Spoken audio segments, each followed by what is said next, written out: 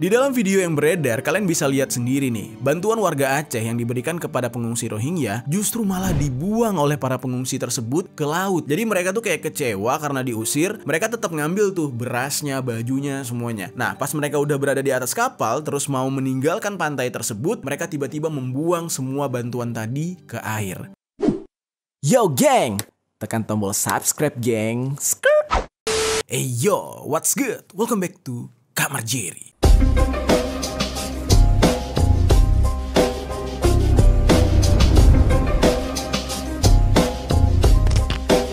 Geng. Oke, banyak banget yang nge-tag gua tentang fenomena penolakan para pengungsi Rohingya oleh masyarakat Indonesia, terkhususnya Aceh. Nah, jujur sebenarnya gua agak risih ya diminta untuk membahas hal ini hanya karena gua keturunan Aceh gitu, yang seolah-olah tuh gue wajib banget dan harus banget ngebahas ini. Nah, sebenarnya terlepas dari itu, gak apa-apa sih kita bakal bahas, tapi mohon banget nih, sebelum kalian menonton video ini sampai selesai, jangan ngejudge dulu, karena kalau kalian terlebih dahulu mengambil kesimpulan, nanti kalian gak tahu, kalian gak paham gitu. Nah, di sini gue pengen menjelaskan sejelas-jelasnya tentang fenomena itu. Karena di dalam kasus ini, yang tadinya ini merupakan permasalahan kemanusiaan, akhirnya dikait-kaitkan dengan agama, akhirnya dikait-kaitkan dengan saudara seiman. Sebenarnya terlepas dari itu semua, terlepas dari keimanan yang sama gitu ya, ada hal yang jauh lebih penting, ada hal yang jauh lebih krusial dibanding itu. Yaitu apa?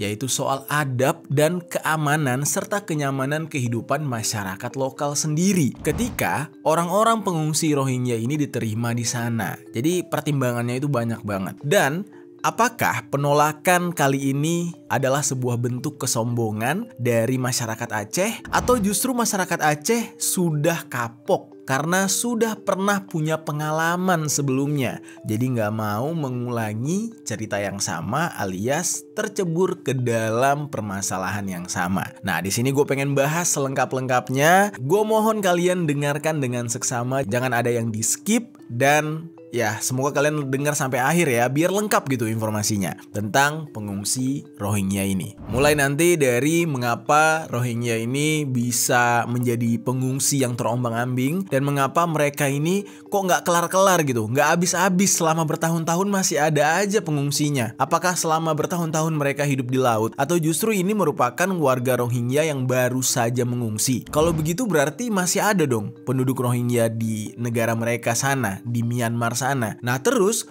apa yang membuat mereka terus-terusan sampai di Aceh? Kenapa nggak ke tempat lain gitu? Apakah ini ada sebuah skema yang mana kayak kloter pertama dari pengungsi menginformasikan ke saudara mereka yang ada di negaranya kalau di Aceh mereka diterima? Apakah kemungkinan ada skema seperti itu? Nah, sekarang kita bahas secara lengkap kasus yang satu ini di sisi lain.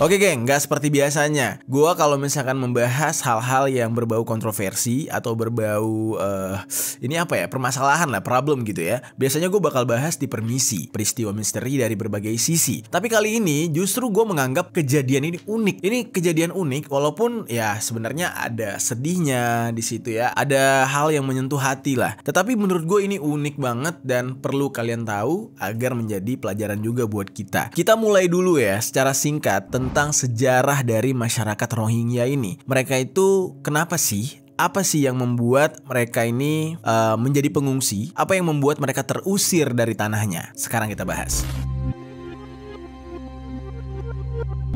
Nah, jadi seperti yang sudah kita ketahui ya, karena ini berita lama, Rohingya itu adalah sebutan untuk komunitas muslim yang tinggal di Myanmar, tepatnya di wilayah bagian Rakhine atau Arakan di Myanmar Barat, yang mana wilayah tersebut berbatasan langsung dengan Bangladesh. Nah, dari sini jangan heran ya, kalian bisa melihat ciri fisik dari orang Bangladesh dengan masyarakat Rohingya yang backgroundnya adalah masyarakat Myanmar itu mirip banget. Nah, lalu geng, Rohingya sendiri berasal dari kata Rohal atau Roshange yang berarti penduduk Muslim Rohang atau Roshang. Nah, Rohang atau Roshang ini adalah sebuah nama wilayah yang pada akhirnya dirubah sebutannya menjadi Arakan. Lalu apa yang membuat etnis Rohingya ini berperang dengan etnis asli dari Myanmar? Nah, kenapa gue bilang etnis asli ya? Karena memang Rohingya ini kalau kita lihat rootsnya gitu ya, emang mirip banget Bangladesh, mirip ke India gitu. Dan kemungkinan mereka ini memang ya sukunya Bangladesh. Cuman kebetulan aja ketika pembagian wilayah kayaknya mereka itu tinggal di daerah teritorinya Myanmar.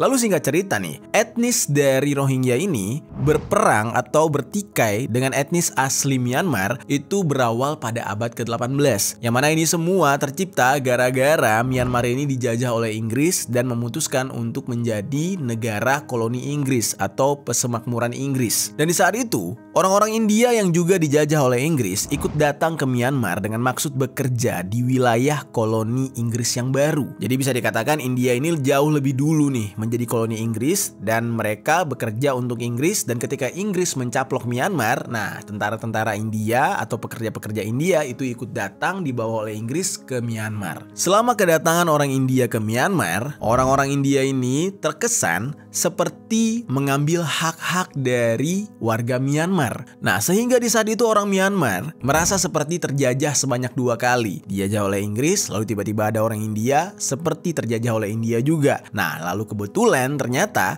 perbatasan daerah mereka itu ditinggali oleh orang-orang beretnis yang mirip seperti India, yaitu etnis Rohingya tadi. Nah, padahal notabene nih ya, masyarakat Rohingya ini memang ya secara fisik mirip India, tetapi secara agamanya mereka itu beragama Islam alias masyarakat Muslim. Jadi agak berbeda dari masyarakat India yang notabene atau backgroundnya mayoritas beragama Hindu. Nah, mulai dari situlah terciptalah gap antara masyarakat Myanmar dengan masyarakat Rohingya, karena fisik mereka mirip dengan orang India yang dianggap menjajah Myanmar.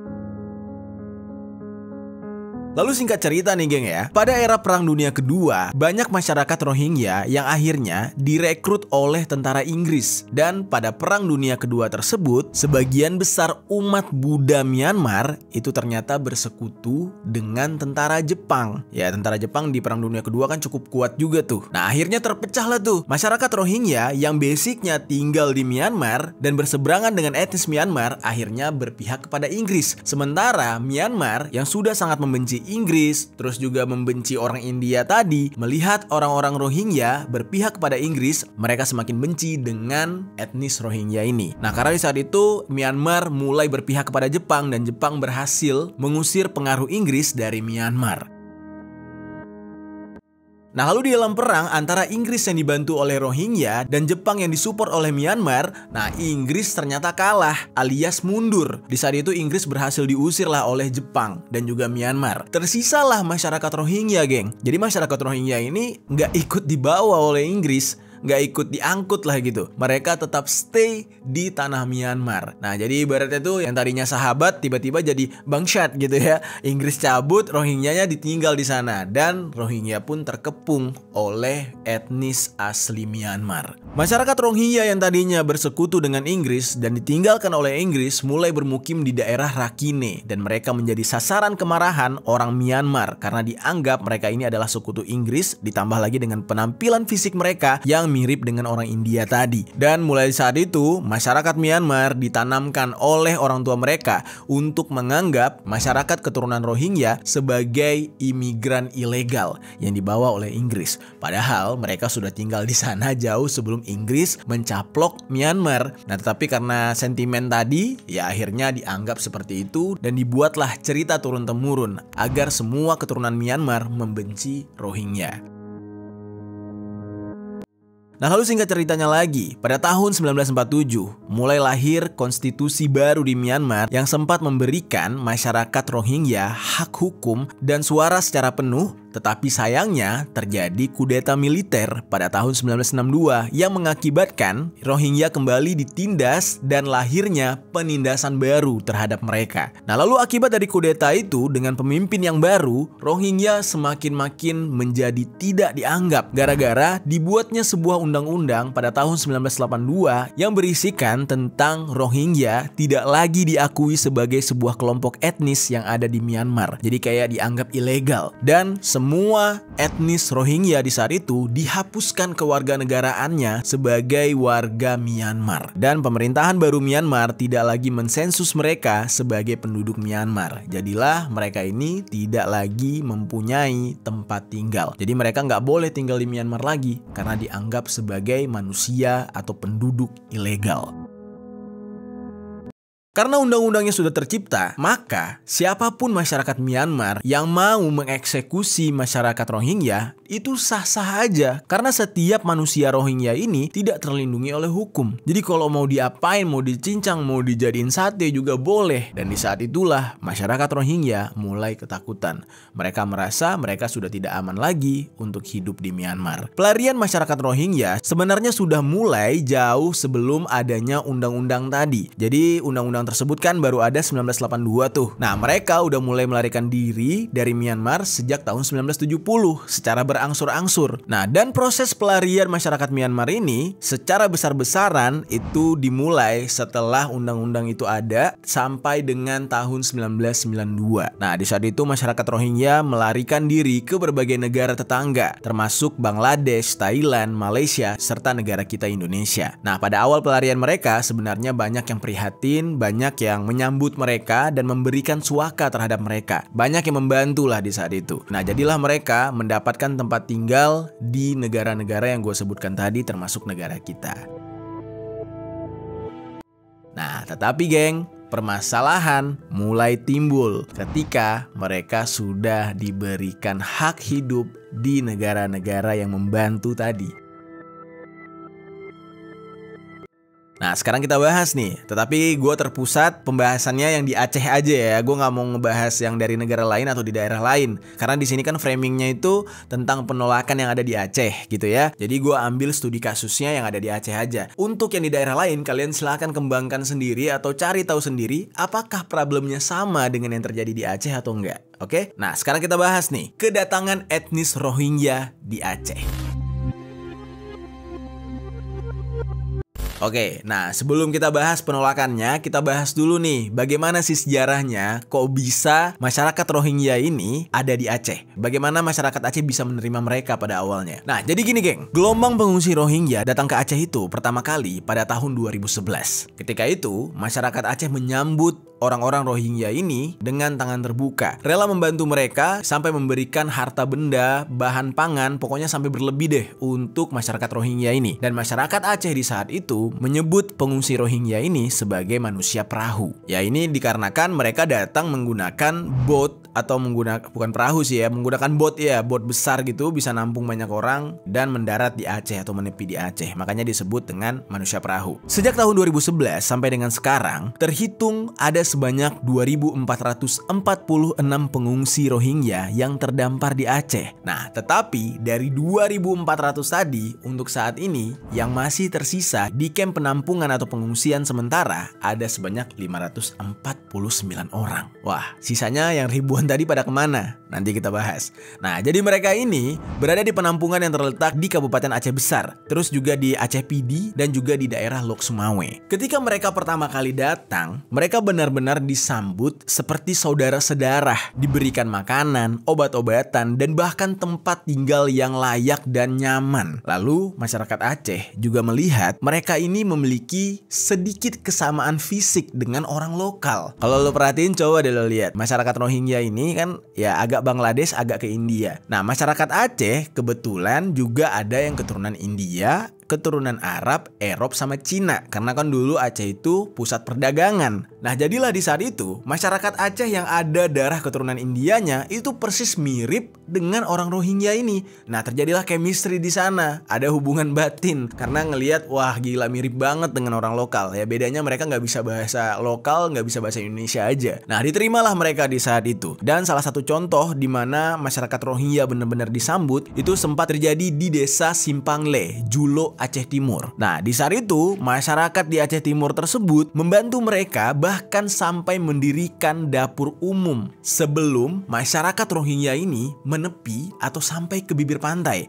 Jadi intinya masyarakat Aceh itu udah mempersiapkan dulu. Jadi bergotong royong gitu ya, nyiapin tendanya, nyiapin tempat tinggal, dapur segala macam, masak dulu. Jadi ketika masyarakat Rohingya itu menepi, mereka langsung siap santap makanannya. Jadi sespesial itu. Di saat itu ibu-ibu Aceh gitu ya, emak-emak Aceh semuanya saling bahu-membahu untuk menyediakan masakan.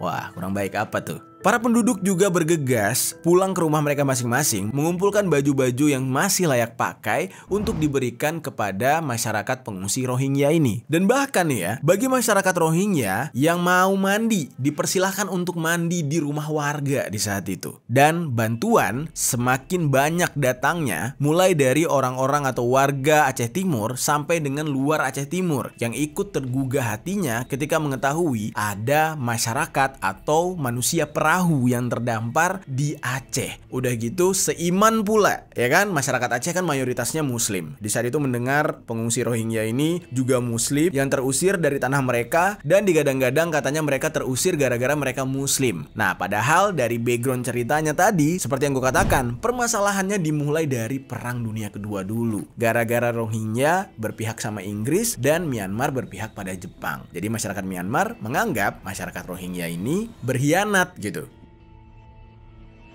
Sebenarnya ya jauh dari itu tuh bukan permasalahan agama. Nah, tetapi kan karena ada kata agama tadi ya kan, wah sama-sama Muslim seperti kita, jadinya tergugah lah. Masyarakat Aceh pun menolong di saat itu. Nah, dan mulailah sejak itu masyarakat Rohingya yang membawa pasangannya, yang membawa anak-anaknya tinggal di Aceh. Walaupun sempat nih banyak daerah-daerah yang mencemooh tindakan masyarakat Aceh. Walaupun tidak sedikit yang memuji, tetapi yang mencemooh ini mengatakan, loh kok bisa nih masyarakat Aceh dengan gampangnya ngasih tempat tinggal untuk orang dari negara lain gitu. Itu kan nggak boleh sembarangan, sebenarnya itu kan pengungsi ilegal sebutannya. Nah, tetapi atas alasan kemanusiaan, masyarakat Aceh di saat itu mengabaikan. Mereka nggak peduli. Mereka tujuannya cuma pengen nolong karena kasihan, ya udah sebatas itu. Tidak ada niatan untuk melanggar hukum atau ya menolong imigran ilegal, nggak ada yang kayak gitu.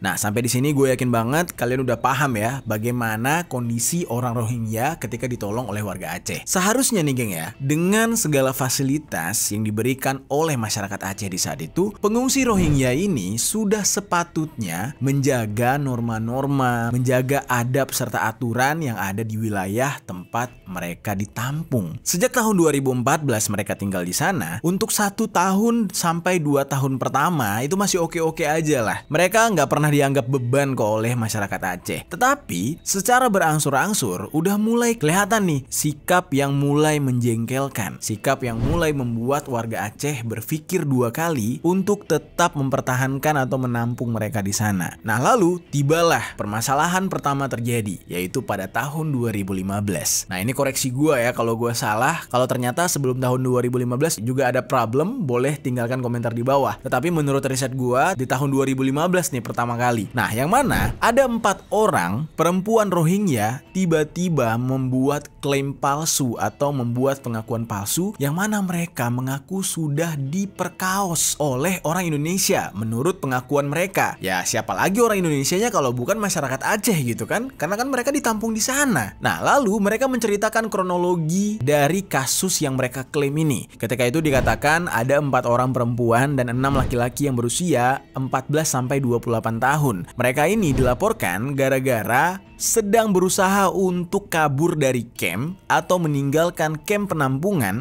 untuk menuju ke Malaysia pada hari Senin tanggal 28 September tahun 2015. Untuk apa mereka ke Malaysia? Ternyata nih geng usut punya usut, di Malaysia itu banyak sekali masyarakat Rohingya yang menetap di sana yang berbaur dengan masyarakat Malaysia. Nah, lalu masyarakat Rohingya yang mengungsi ke Aceh itu hanya menjadikan Aceh untuk tempat transit. Dan setelah mereka merasa aman berada di kamp pengungsian, mereka barulah kabur ke Malaysia untuk mencari keluarga mereka yang sudah menetap di sana, yang sudah memiliki pekerjaan di sana. Dan ternyata di Malaysia sendiri mereka menjadi problem atau menjadi masalah untuk masyarakat lokal Malaysia.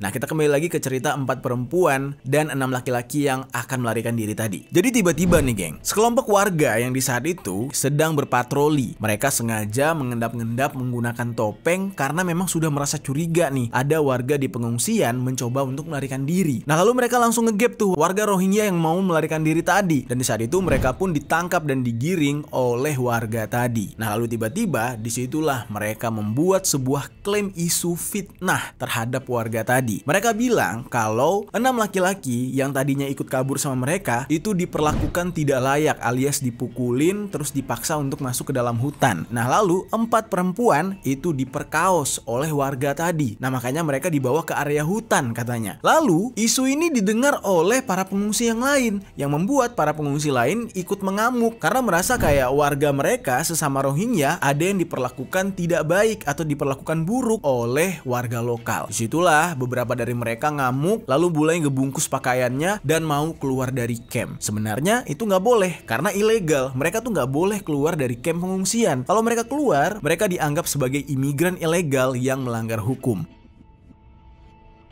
Nah, akhirnya sebagian pengungsi Rohingya yang mengamuk tadi yang udah mau keluar itu ditahan oleh sebagian pengungsi lain yang memilih untuk tidak bereaksi karena mereka tahu kalau keluar dari camp pasti ditangkap, pasti bakal diproses secara hukum. Nah, di saat itu mereka menahanlah teman-teman mereka yang lain ini biar nggak keluar. Nah, lalu di saat itu pihak warga Indonesia yang merasa tidak terima dengan klaim tersebut meminta keempat perempuan yang berinisial AM, HA, ZU dan juga TI untuk diperiksa ke rumah sakit agar memiliki bukti yang konkret kalau memang mereka ini diperkaos oleh warga tadi. Nah, jadilah di saat itu keempat perempuan tadi merasa panik dan juga 6 laki-laki tadi juga ikutan panik karena kan mereka cuma ngeklaim sepihak doang. Nah, padahal pihak Indonesia udah bilang kalau memang warga Indonesia yang ngegepin kalian tadi memperkaos kalian, kami bakal proses mereka secara hukum atas dasar kemanusiaan lah gitu ya. Nggak peduli mereka itu cuma pengungsi atau apa, tapi ini warga Indonesia sudah melanggar hukum. Nah, di saat itu justru keempat perempuan tadi malah ketakutan. Mereka menolak untuk diperiksa di rumah sakit, yang mana akhirnya hal ini semakin membuat warga lokal geram karena mereka terbukti memfitnah warga lokal tadi. Padahal aslinya mereka itu pengen kabur. Lalu singkat cerita, pihak Indonesia yang nggak terima nih karena pengungsi Rohingya ini udah bikin isu gitu ya. Nah, mereka tetap dipaksa untuk diperiksa di rumah sakit alias melakukan visum. Nah, akhirnya mereka dibawa ke Rumah Sakit Umum Cut Mutia yang ada di Aceh, dan berdasarkan hasil visum ternyata mereka berempat tidak mengalami pelecehan apapun, tidak diperkaos oleh siapapun seperti yang mereka klaim atau mereka ceritakan. Jadi nggak kebukti. Nah, dan di saat itu keempat perempuan tadi dilaporkan ke Komite Nasional untuk Solidaritas Rohingya atau KNSR yang ada di Aceh. Lalu masyarakat Aceh di saat itu benar-benar merasa sakit hati dan geram gara-gara reputasi rakyat Aceh yang sudah membantu dengan sepenuh hati dirusak oleh 4 perempuan tadi gara-gara klaim mereka yang tidak terbukti. Nah, mulailah tuh geng, masalah demi masalah bermunculan. Ini kalau gue ceritain secara detail semua permasalahannya bakal panjang banget. Jadi gue ambil beberapa cerita doang ya. Nah, ini ada cerita kedua nih. Cerita kedua ini kalian bisa lihat di TikTok. Pengakuan seorang perempuan yang pernah menjadi relawan untuk para pengungsi Rohingya di Aceh. Cerita dari akun TikTok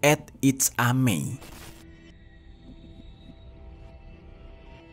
Pemilik akun TikTok itsame ini merupakan warga Aceh, yang mana kota tempat dia tinggal itu menjadi tempat penampungan bagi warga Rohingya yang ditolong oleh masyarakat Aceh. Dia ini ikut terlibat dalam membantu warga Rohingya tersebut, dan kejadian ini katanya sama nih berawal pada tahun 2015, yang mana ketika itu Aceh kedatangan orang Rohingya dari daerah Myanmar dan juga Bangladesh. Nah, ini patut dicurigai nih. Pertama kali masyarakat Rohingya ini ditemukan di tengah laut oleh nelayan Aceh. Baru setelah itu mereka dibawa ke daratan dan mereka itu dibagi beberapa kelompok ke daerah-daerah yang berbeda yang ada di Aceh. Salah satunya di kotanya si Amei ini. Dan seperti biasa, mereka ini ditempatkan di sebuah kamp penampungan yang berada dekat dengan pantai. Karena memang nggak boleh jauh-jauh dari pantai. Karena kan mereka imigran ilegal. Mereka diberikan bantuan seperti biasa, tempat tidur yang layak, makanan, dan lain-lain. Lalu singkat cerita, Amei yang di saat itu masih duduk di bangku sekolah mengikuti organisasi Palang Merah Remaja atau PMR. Sebagai anggota PMR, Amei ini tidak hanya membantu masyarakat pengungsi Rohingya ini dalam memberikan bahan pangan dan tenaga aja. Nah, Amei dan teman-temannya sesama PMR juga memberikan pelajaran mengenai bahasa Indonesia, bahasa Inggris, serta bahasa lokal yaitu bahasa Aceh agar mempermudah komunikasi antar masyarakat Aceh dengan pengungsi Rohingya ini. Awalnya, Amei dan teman-temannya ini sangat excited membantu masyarakat Rohingya. Nah, tapi tiba-tiba ada sebuah kejadian yang membuat si Amei ini benar-benar buyar semangatnya. Nah, si Amei ini mengatakan, memang pada awalnya masyarakat Rohingya ini ramah banget dan anak-anak mereka memiliki semangat untuk belajar. Nah, tetapi lama-kelamaan ada yang dirasa aneh dengan masyarakat Rohingya ini, yang dimana ketika Amei ini mencoba untuk mendekati anak-anak Rohingya, banyak dari ibu-ibu mereka yang menarik anak mereka agar menjauh dari Amei dan teman-teman PMR lainnya. Pada saat itu, mereka menganggap kemungkinan masyarakat Rohingya ini ya mungkin masih shock atau trauma gitu ya dengan apa yang mereka alami di negara mereka. Jadinya ya mereka berhati-hati gitu. Nah, lalu setelah itu Amei pindah ke camp yang lain yang mana isinya kebanyakan laki-laki. Di saat itu Amei bersama teman PMR-nya yang laki-laki juga. Mereka datang ke sana tuh dikawal oleh Satpol PP serta polisi. Nah, tapi ketika mereka masuk ke camp, itu kan mereka agak mencar-mencar tuh, geng. Nah, ada satu camp yang sebenarnya tidak boleh dimasuki oleh perempuan dan Amei berada di depan camp tersebut. Lalu tiba-tiba ada satu pria dari pengungsi Rohingya yang sedikit lancar nih berbahasa Indonesia. Dia tiba-tiba keluar dan mengucapkan kalimat pelecehan terhadap Amei, yang mana dia semacam ingin mengajak Amei ini untuk gitu-gitu. Mendengar kalimat tersebut, Amei benar-benar kaget dan dia langsung kabur, lari dengan cepat meninggalkan tempat tersebut. Dan mulai saat itu Amei benar-benar kapok, dia nggak mau untuk jadi relawan di sana lagi. Nah, lalu beberapa hari setelah kejadian yang dialami oleh Amei, tiba-tiba nih geng, tersebarlah sebuah berita tentang adanya foto serta video seorang gadis Rohingya dengan laki-laki Rohingya yang lain terekam sedang melakukan adegan tidak senonoh. Padahal mereka bukan suami istri dan bahkan aturan dari warga lokal itu tidak memperbolehkan mereka melakukan hubungan badan di camp yang notabene itu tanah Aceh. Di saat ketahuan tersebut, ternyata si perempuan Rohingya yang merasa sangat malu dan juga ketakutan dia akan dihakimi oleh warga, akhirnya berusaha untuk mengakhiri hidup dengan cara meminum racun. Nah, lalu warga lokal yang mengamuk melihat adanya penyebaran video dan foto tersebut mulai melakukan penyerangan ke camp tersebut. Mereka meminta warga Rohingya yang ada di sana angkat kaki dari kampung mereka. Nah, lalu akhirnya warga Rohingya tersebut dipindahkan oleh pemerintah lokal, entah kemana. Pokoknya masih di daerah Aceh tetapi tidak di kampung itu lagi. Dan mulai saat itu warga kampung tersebut menolak mentah-mentah setiap pengungsi Rohingya yang akan ditampung di daerah mereka. Jadi nggak mau diterima sama sekali.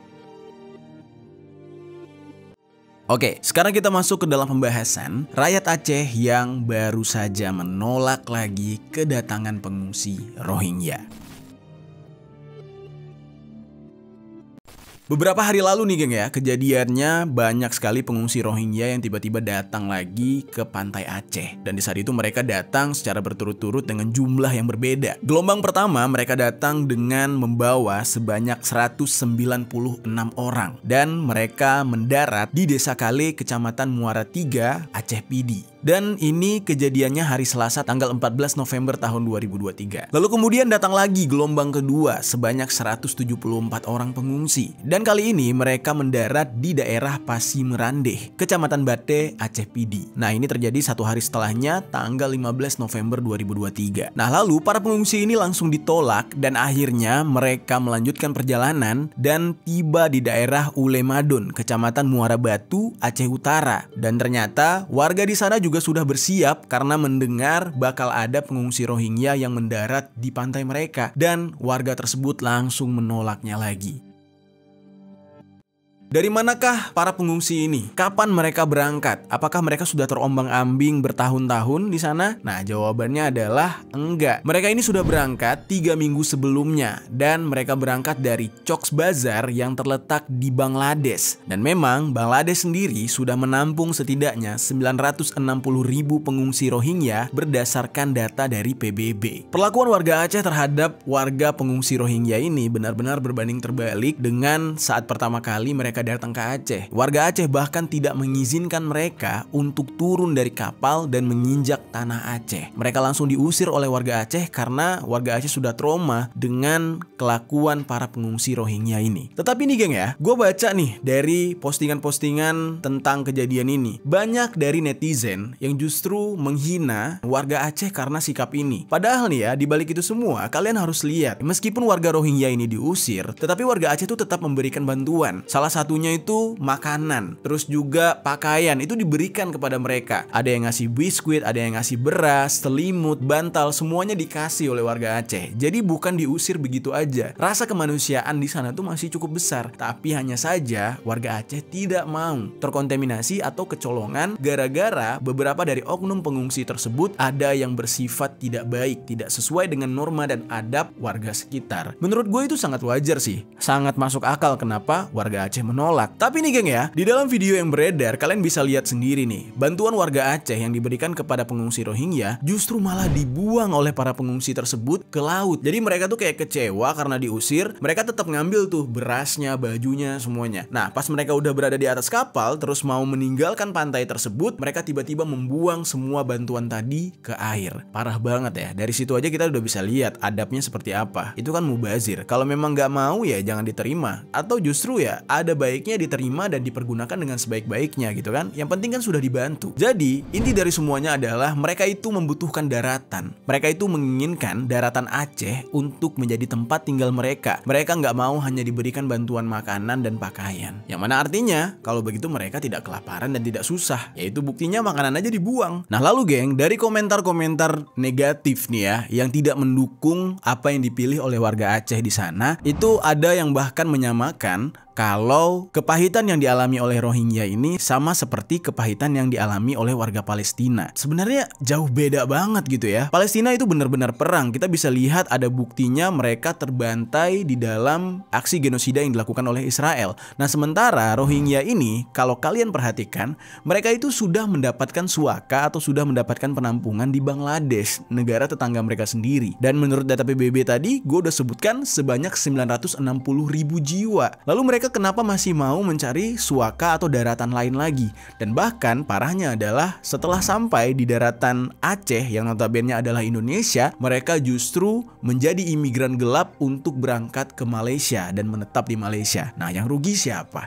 Yang rugi ya kita-kita orang juga. Malaysia rugi, Indonesia rugi gara-gara sifat mereka yang seperti parasit. Nah lalu geng, banyak yang nggak tahu sebenarnya di pemberitaan juga jarang sekali diberitakan tentang adanya praktik pembantaian di tengah laut. Ini diceritakan oleh orang Rohingya sendiri, yang mana orang Rohingya ini sudah tinggal di Aceh dan dia ya bersikap baik. Dia bisa melakukan pendekatan dengan orang Aceh dan dia akhirnya diterima di tengah masyarakat. Dia tidak mau disebutkan namanya, tetapi cerita ini pasti banyak yang sudah tahu, terutama orang Aceh. Nah jadi itu geng, di tengah-tengah laut ketika mereka terombang-ambing, para pengungsi Rohingya ini memang notabene adalah orang-orang baik sebenarnya. Mereka punya adab, mereka taat agama, dan mereka ya tujuannya mencari suaka untuk bisa melanjutkan hidup. Nah ternyata di tengah laut, mereka itu bertemu dengan pengungsi dari Bangladesh. Yang mana pengungsi Bangladesh ini, backgroundnya mereka itu tidak membutuhkan suaka karena adanya konflik perang di negara mereka. Mereka itu membutuhkan suaka atau membutuhkan daratan baru untuk memperbaiki kualitas ekonomi. Jadi bisa dikatakan, urgensi mereka untuk mendapatkan negara baru sebagai tempat tinggal itu nggak sekepepet warga Rohingya. Rohingya ini butuh daratan baru dan negara baru itu demi bisa melangsungkan hidup karena negaranya perang.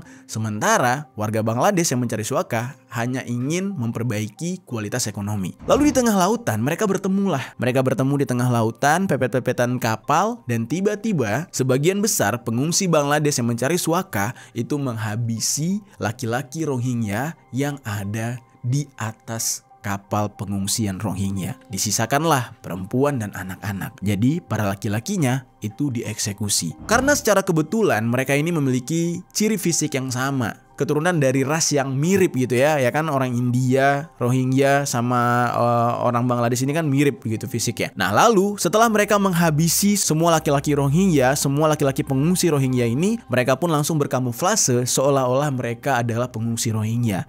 Jadi ketika mereka mendapatkan tempat untuk mendarat yang salah satunya Aceh, nah di sanalah akhirnya mereka berbuat semena-mena. Nah jadi itu adalah cerita dari warga Rohingya sendiri, yang mana mereka mengatakan kalau laki-laki Rohingya yang asli itu justru tidak akan sebarbar itu. Tetapi banyak dari laki-laki Rohingya yang asli itu sudah dihabisi dan disusupi oleh orang-orang Bangladesh. Yang mana sesampainya mereka di daratan Aceh, orang-orang Bangladesh inilah yang membuat masalah.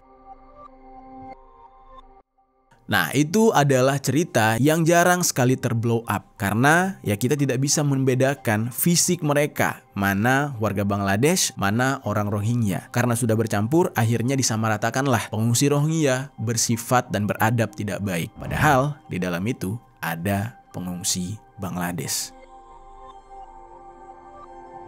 Oke geng, itu dia cerita tentang penolakan Rohingya di Aceh. Jadi semoga kalian paham ya, bahwa tidak melulu karena embel-embel agama, tidak melulu karena embel-embel seiman, semuanya harus diterima. Yang namanya tuan rumah, pemilik rumah, dia memiliki kewajiban atau keharusan untuk melindungi rumahnya agar tidak disusupi oleh orang jahat. Dan itu yang dipilih oleh warga Aceh.